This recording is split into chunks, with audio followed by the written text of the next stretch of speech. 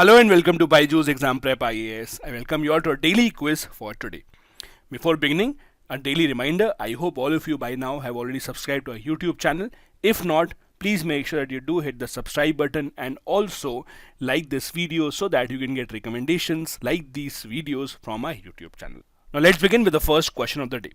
Srijan portal, launched by the Government of India, aims to promote safe child deliveries in rural areas, indigenization of defense industry, transparency in government contracts, or enrollment in higher education. The correct answer here is B. This is a portal mainly to promote indigenization of defense industry, helping the Government of India to acquire as much arms as possible from the local industry rather than importing it from outside India.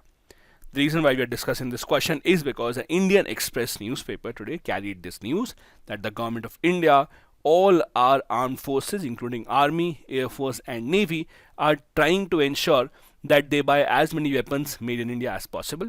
This includes medium and high power radars, air defense control and reporting system, basic trainer aircrafts, support ships, etc. Also, if you go to the Srijan portal's website, this is how it looks like. This is in line with the Government of India's Atmanirbhar Bharat initiative. The Department of Defense Production under Ministry of Defense has developed this portal. The name is srijandefense.gov.in. Objective is to partner with the private organizations in order to ensure indigenization of defense sector in India. Next, question number 2. Consider the following statements with regards to MPLADS, that is Members of Parliament Local Area Development Scheme. Number 1. Each year MPs receive 5 crores in 5 installments of 1 crore each. Second, the funds under MP LADs are lapsable. Third, Lok Sabha MPs have to recommend the district authorities projects in their Lok Sabha constituencies, while Rajya Sabha MPs have to spend it in the state that has elected them to the house. How many of these given statements are wrong? Let's look at these one by one. First statement is wrong because the MPs actually get this in 2 installments of 2.5 crore each. Second is also wrong. These funds are non-lapsable, meaning that if, for example, the MP has not utilized the funds in the given time period, they will not lapse, they will be carried on for the next year. Third is correct.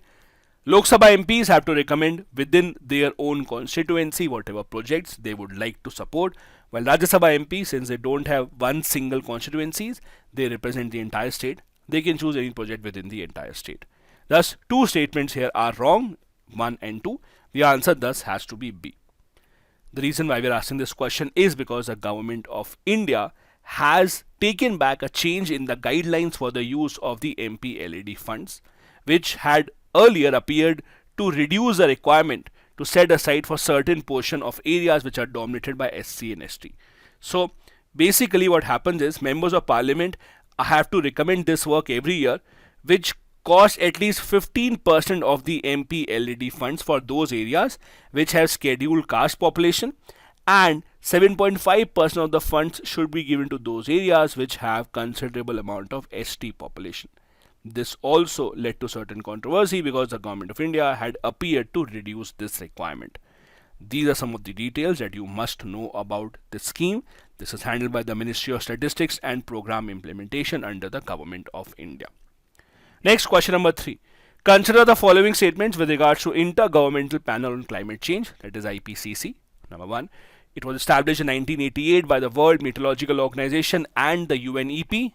Second, it works to provide policymakers with regular assessments of the scientific basis of climate change, its impacts and future risks, and options for adaptation and mitigation. Third, it is an intergovernmental body of the UN responsible for advancing knowledge on human-induced climate change. How many of these given statements are wrong? All these 3 given statements about IPCC are absolutely correct. The answer would be D. It was established by joint effort of World Meteorological Organization and the UNEP under the aegis of the UN. It spreads knowledge about human-induced climate change. The IPCC climate change reports are considered extremely important around the world for policy making. The IPCC is meeting in Switzerland this week to finalize the last report of their 6th assessment cycle. As the article suggests, this is a UN-backed scientific body. Rather than conducting their own research, they interpret the research coming in from different agencies and tell the outcomes in simple terms to the governments to take action.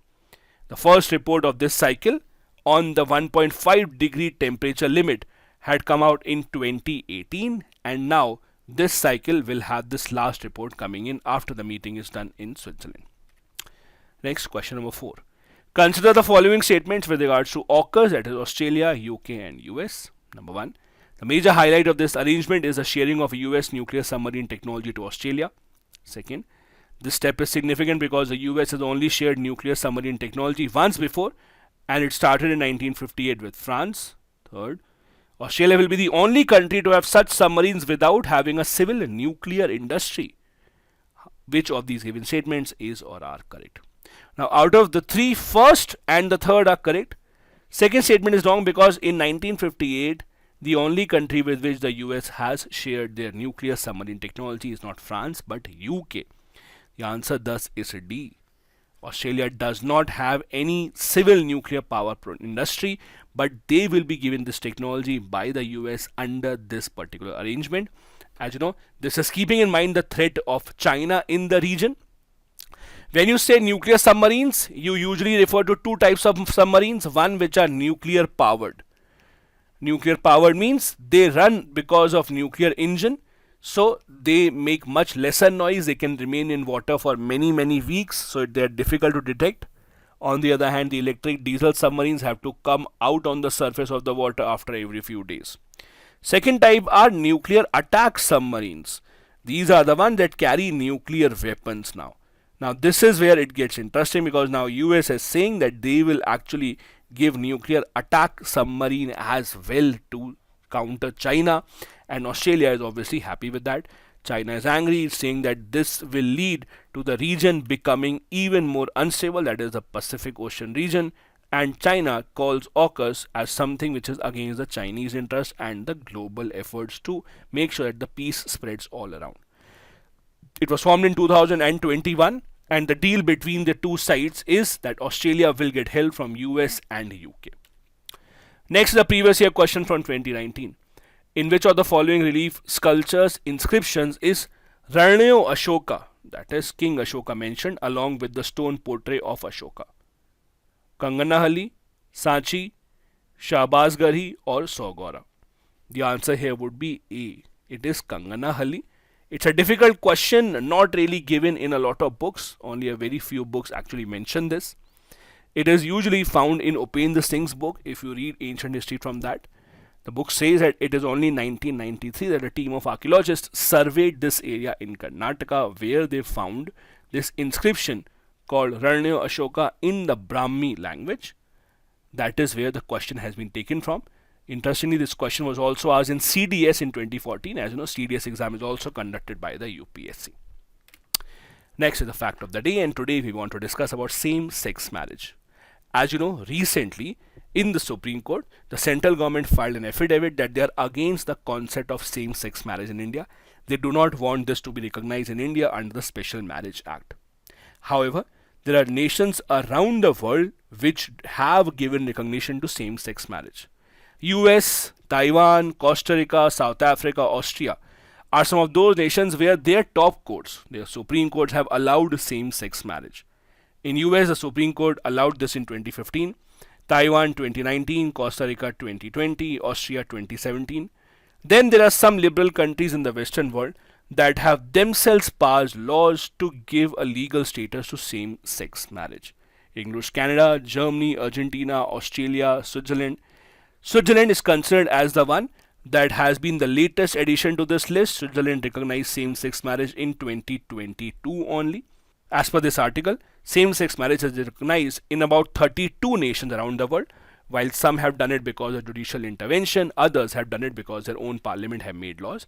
In India, none of that has happened. The latest news is that the Supreme Court has referred this matter about whether they should recognize same-sex marriage or not. They have referred the matter to the constitutional bench of at least 5 judges. It remains to be seen whether this idea is then taken forward or not. This is it for today's daily quiz video. Thank you so much for watching. Have a good day ahead.